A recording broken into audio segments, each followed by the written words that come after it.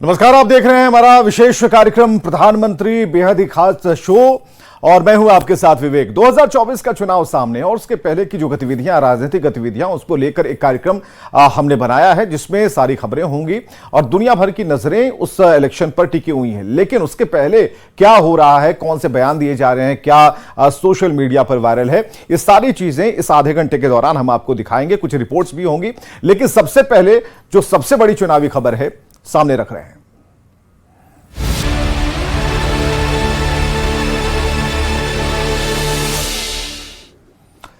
अठारह साल पहले आज के ही दिन नीतीश कुमार ने पटना के ऐतिहासिक गांधी मैदान में मुख्यमंत्री पद की शपथ ली थी।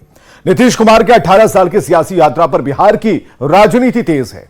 महागठबंधन के नेता बिहार में 18 साल की विकास यात्रा गिनाते हुए विशेष राज्य का दर्जा मांग रहे हैं। तो नीतीश कुमार की पुरानी सहयोगी बीजेपी एनडीए 1 को स्वर्णिम काल की याद दिला रही है।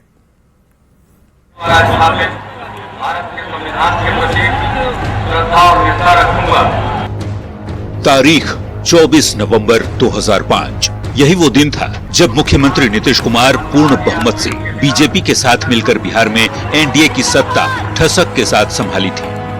पटना के ऐतिहासिक गांधी मैदान में शपथ ग्रहण की ये तस्वीरें 18 साल पहले की हैं। तब से लेकर आज तक नीतीश कुमार ही बिहार की सत्ता के केंद्र में रहे।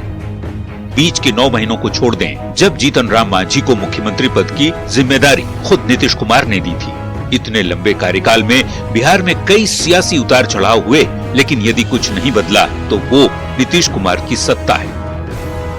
जेडीयू नेता इस बात से उत्साहित हैं कि लगातार उनकी पार्टी ने बिहार की विकास गाथा लिखी और अब विशेष राज्य के दर्जे को लेकर आवाज बुलंद हो रही है। बाबा साहब कहते थे कि दलित, शोषित और वंचित है उनको समानता का अधिकार दिया, कि भाई जो लोग छुआछूत से ग्रस्त थे, जिनको मताधिकार का अधिकार नहीं था, जिनको शिक्षा का अधिकार नहीं था, जिनको जमीन का अधिकार नहीं था, वैसे लोगों को बाबा साहब ने संविधान में अधिकार दिया।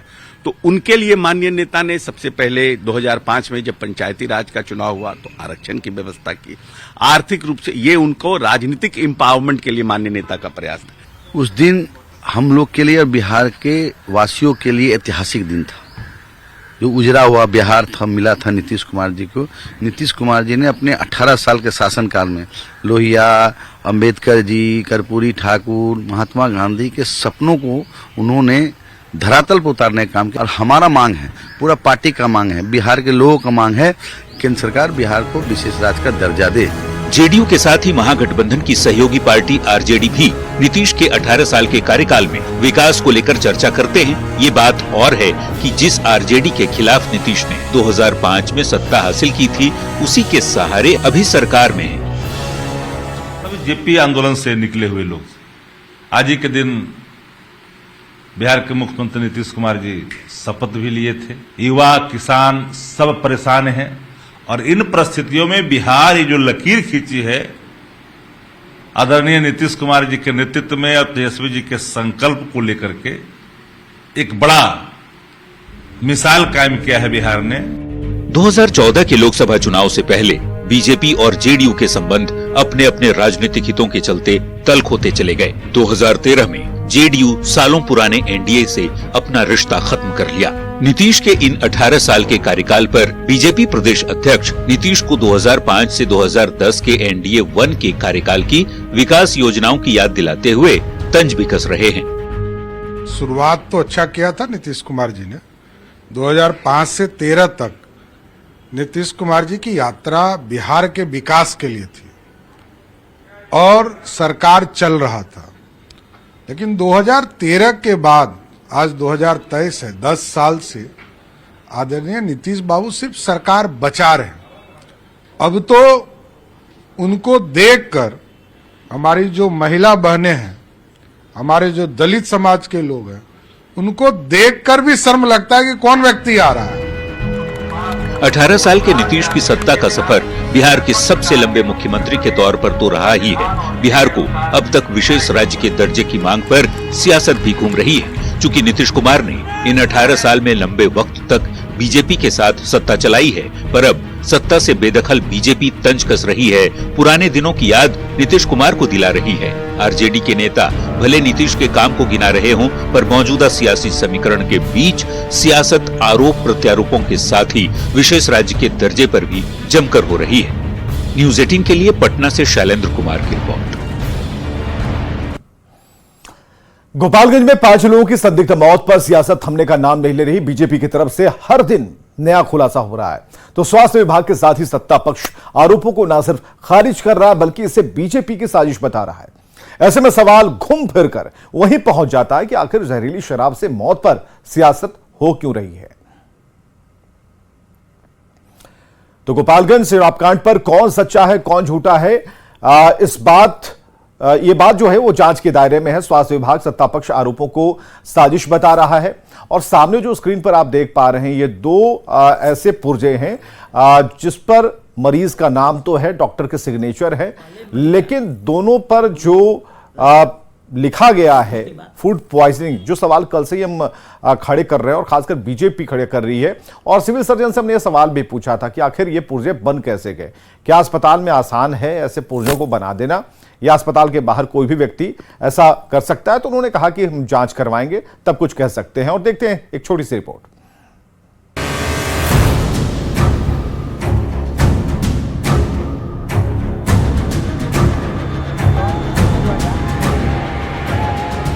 गोपालगंज में 5 लोगों की संदिग्ध हालत में मौत मामले पर बीजेपी सरकार पर बेहद हमलावर है।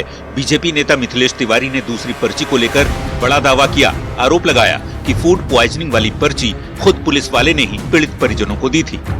आपको मैंने पर्ची दिखाई थी, और आज एक नया मोड़ आया है कि जो सेकंड पर्ची है, जो फूड पॉइजनिंग वाली पर्ची है, वो बैकुंठपुर के पुलिस के ही एक सिपाही या अधिकारी जो होंगे, मैं नहीं जानता उनको, उन्होंने अपने व्हाट्सएप से परिजन के बेटे को उपलब्ध कराई है।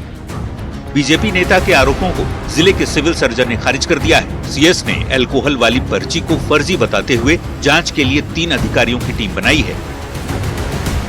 रजिस्टर पर जो अंकित किया गया है तो उसमें भी फूड पॉइजनिंग लिखा हुआ है, पर्ची पर फूड पॉइजनिंग लिखा है, तो वही ओरिजिनल हुआ है। उसके बाद अगर कोई सर्कुलेट मार्केट में कर रहा है, चाहे मीडिया में सर्कुलेट कर रहा है, तो वो ऐसा कोई महत्व नहीं है। सत्ताधारी पार्टी जेडीयू के नेता बीजेपी के आरोपों को सरकार को बदनाम करने की साजिश बता रहे हैं।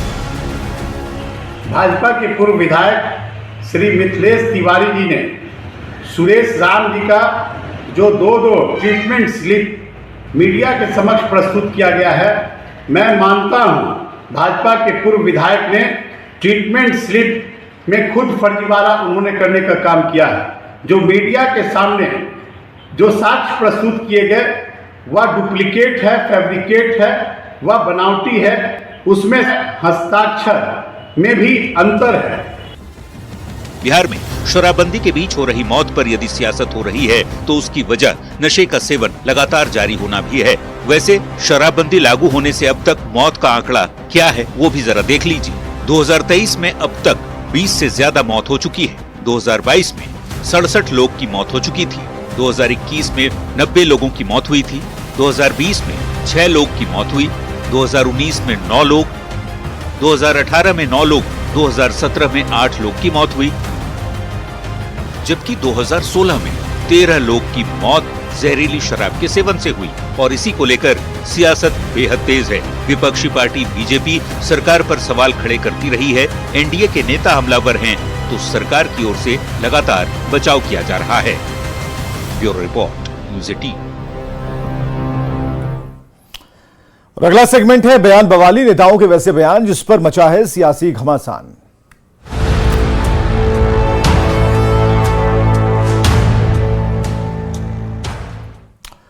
बीजेपी के सांसद रविशंकर प्रसाद ने कांग्रेस नेता राहुल गांधी पर बड़ा हमला बोलते हुए कहा कि राहुल जी की पहचान प्रधानमंत्रियों के वंश से है, उनकी खुद की प्रतिभा कितनी है यह सबको पता है। प्रधानमंत्री के बारे में ऐसे शब्दों का प्रयोग दुख पहुंचाने वाला है। राहुल गांधी क्या सामान्य शिष्टाचार भी भूल गए हैं? क्या हो गया है उनको? वो हिंदुस्तान की राजनीति में इसीलिए हैं कि वो एक पूर्व प्रधानमंत्री के बेटे हैं, एक पूर्व प्रधानमंत्री के पोते हैं, एक पूर्व प्रधानमंत्री के परपोते हैं। इसी कारण में है। उनकी क्षमता क्या है देश जानते हैं। तो प्रधानमंत्री के वंशावली में आने पर जो दावा करते हैं राजनीति करने का, वो प्रधानमंत्री के बारे में ऐसे घटिया शब्दों का प्रयोग करेंगे, शर्मनाक शब्दों का प्रयोग करेंगे। थाईलैंड की राजधानी बैंकॉक में आयोजित विश्व हिंदू कांग्रेस 2023 को संबोधित करते हुए आरएसएस के सरसंघचालक मोहन भागवत ने कहा कि समूचा विश्व एक परिवार है और हम प्रत्येक व्यक्ति को उसकी संस्कृति में आर्य बनाकर ढालेंगे ताकि हर को जीवन में वास्तविक सुख मिले।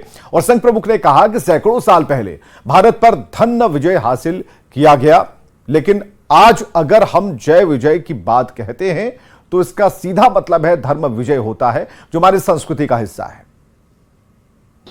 World is one family, and we will make everybody Arya, that is culture, to acquire possession of all means of material happiness. Unfortunately, taken the taste of this Dhana Vijaya very good for about 150-200 years. India was looted like anything. But when we say Jaya or Vijaya, it is always Dharma Vijaya. Uttar Pradesh के CM Yogi Adityanath ने कांग्रेस पर राम और कृष्ण को लेकर बड़ा हमला किया। मथुरा के श्री कृष्ण जन्मस्थली में पूजा करने के बाद अपने संबोधन में योगी ने कहा कि कांग्रेस वाले यही कहते थे कि श्री राम और श्री कृष्ण हुए ही नहीं। सनातन धर्म लोगों के लिए इससे बड़ी गाली क्या हो सकती है। जाति को आजादी के तत्काल बाद अयोध्या में राम जन्मभूमि की समस्या का समाधान कर सकती थी, लेकिन नहीं, वो तो कहती थी राम और कृष्ण हुए ही नहीं। आप थोड़ा सोचिए, सनातन धर्मावलंबियों को इससे बड़ी गाली और क्या हो सकती है। और अगले सेगमेंट में ऐसी तस्वीरें जो सियासत के लिहाज से सोशल मीडिया पर वायरल हैं।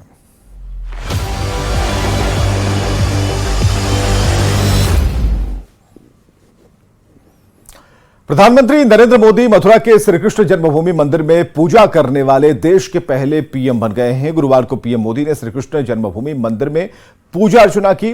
संत मीराबाई की 525वीं जयंती के मौके पर आयोजित ब्रज रज उत्सव में प्रधानमंत्री मोदी शामिल हुए।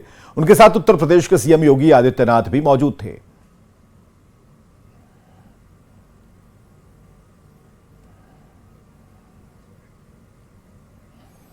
राजस्थान के टोंक जिले के मानपुरा सीट पर कांग्रेस प्रत्याशी के समर्थन में चुनाव प्रचार करने गए मुख्यमंत्री अशोक गहलोत की एक फेक वीडियो को वायरल किया जा रहा। वायरल वीडियो में सीएम के सामने लोग मोदी मोदी के नारे लगा रहे हैं, जो फर्जी है और इससे सोशल मीडिया पर किसी ने एडिट करके चलाया है। न्यूज 18 ने इस वीडियो को चलाया था। फैक्ट चेक में यह वीडियो फर्जी निकला। अरे आप इनके सपोर्ट में आओ, क्या आए हो? आप इनके सपोर्ट में आओ, किस प्रकार से आए हो? सुनो भाई, कौन लोग हैं? अरे आप केंद्रीय गृह मंत्री अमित शाह, एनएसए अजित डोभाल, नायक जुबीन नौटियाल, गायक आध्यात्मिक नेता स्वामी चिदानंद सरस्वती और गीतकार प्रसून जोशी समेत अन्य लोग दिल्ली में उत्तराखंड से भाजपा सांसद अनिल बलूनी के आवास पर युगास उत्सव समारोह में शामिल हुए।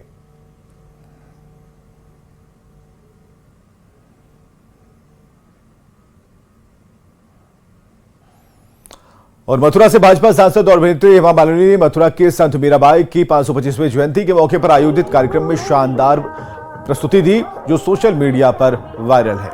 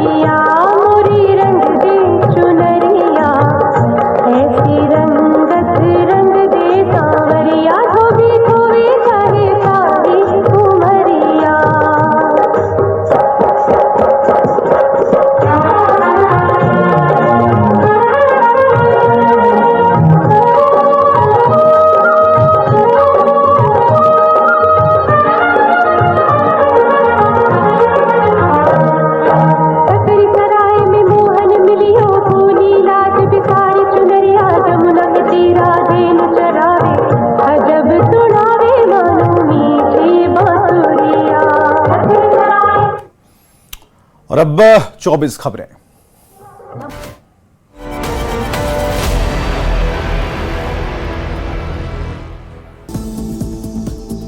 गोपालगंज में 5 लोगों की संदिग्ध हालत में मौत पर बीजेपी नेता मिथिलेश तिवारी का बिहार सरकार पर आरोप। कहा, अल्कोहल पॉइजनिंग को फूड पॉइजनिंग का रूप दे रही सरकार। गोपालगंज में मौत के मामले को दबाने की कोशिश के आरोपों पर जेडीयू का पलटवार। प्रदेश प्रवक्ता मंजीत सिंह ने कहा, सरकार और प्रशासन को बदनाम करने की बीजेपी रच रही साजिश। जहरीली शराब से मौत पर आरजेडी प्रवक्ता मृत्युंजय तिवारी ने बिहार सरकार का किया बचाव। कहा, जेडीयू आरजेडी की सरकार में जहरीली शराब के मामलों में कमी आई है। जहरीली शराब से मौत के मामले पर बीजेपी प्रवक्ता संतोष पाठक का बिहार सरकार पर गंभीर आरोप। कहा, सत्ताधारी लोगों के जरिए पूरे प्रदेश में बिक रही शराब। एलजेपी रामविलास के प्रवक्ता विनीत सिंह का बिहार सरकार पर आरोप। कहा, जेडीयू आरजेडी के लोग शराब माफियाओं के साथ मिलकर कर रहे शराब का धंधा। जहरीली शराब से मौत मामले पर कांग्रेस प्रवक्ता आसित नाथ तिवारी की बिहार सरकार को नसीहत। कहा, शराबबंदी कानून पर नए सिरे से विचार करने की जरूरत। जेडीयू प्रवक्ता अभिषेक झा का जहरीली शराब से लोगों की मौत को लेकर बयान। कहा, दोषियों को मिलेगी कड़ी से कड़ी सजा। पीएम मोदी पर विवादित टिप्पणी मामले को लेकर राहुल गांधी की बड़ी मुश्किलें। चुनाव आयोग ने कांग्रेस नेता को जारी किया नोटिस। 25 नवंबर तक जवाब तलब। कांग्रेस सांसद को ईसी की नोटिस पर बीजेपी सांसद रविशंकर प्रसाद ने साधा निशाना। पूछा, क्या राहुल गांधी सामान्य शिष्टाचार भूल गए हैं? जातीय गणना और 75% आरक्षण पर बोले पूर्व डिप्टी सीएम तारकिशोर प्रसाद। कहा, आरक्षण को संविधान की 9वीं अनुसूची में शामिल करने की मांग के साथ है बीजेपी।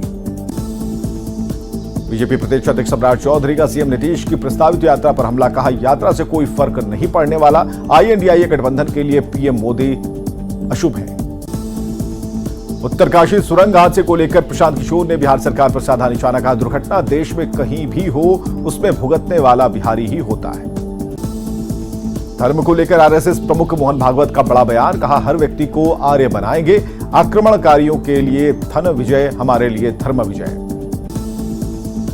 मुंगेर में सीएम और डिप्टी सीएम के स्वागत को लेकर शहर में बैनर और पोस्टर टंगे। बैनर में सीएम और डिप्टी सीएम के साथ साथ स्थानीय सांसद ललन सिंह को भी जगह। साहिबगंज के बरहेट से सीएम हेमंत सोरेन की महत्वाकांक्षी योजनाओं की शुरुआत। 4351 पंचायत और 50 वार्ड में लगेगा शिविर।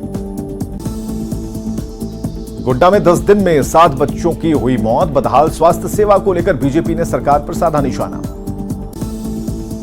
बीजेपी के आरोपों पर जेएमएम का पलटवार। कहा, बच्चों की मौत मामले की जांच जारी। गंभीर मुद्दे पर राजनीति नहीं करे विपक्ष। उत्तराखंड सरकार ने रेस्क्यू ऑपरेशन पर दिया अपडेट। कहा, टनल रेस्क्यू ऑपरेशन के लिए अगल मशीन तैयार। जल्द मजदूरों का होगा रेस्क्यू। सुरग्यारा टनल फिर पहुंचे CM Pushkar Singh Dhami. Rescue operation का लिया जायजा। आ जा सकती है अच्छी खबर। अयोध्या में बच्चों के लिए गर्म भोजन योजना की सीएम योगी ने की शुरुआत। 3401 आंगनबाड़ी केंद्रों का किया शिलान्यास। मतदान से पहले सीएम गहलोत ने बीजेपी पर बोला हमला। कहा, दिल्ली के नेताओं ने जनता को भड़काने की कोशिश की। राजस्थान में कांग्रेस करेगी रिपीट। राजस्थान में मतदान के लिए तैयारियों को दिया गया अंतिम रूप। अंतिम परीक्षण के बाद मतदान दलों की हुई रवानगी। कल डाले जाएंगे वोट। बीजेपी केंद्रीय नेतृत्व ने मांगी छत्तीसगढ़ चुनाव की समीक्षा रिपोर्ट। विधानसभा वार रिपोर्ट तैयार कर रहा संगठन। बागियों पर हो सकती है बड़ी कार्रवाई। तेलंगाना विधानसभा चुनाव में प्रचार के रण में उतरेंगे सीएम भूपेश बघेल। चुनावी सभा और रोड शो में होंगे शामिल।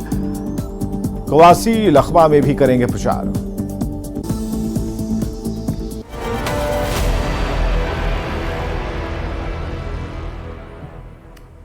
और आइए देखते हैं इस वक्त की हेडलाइंस।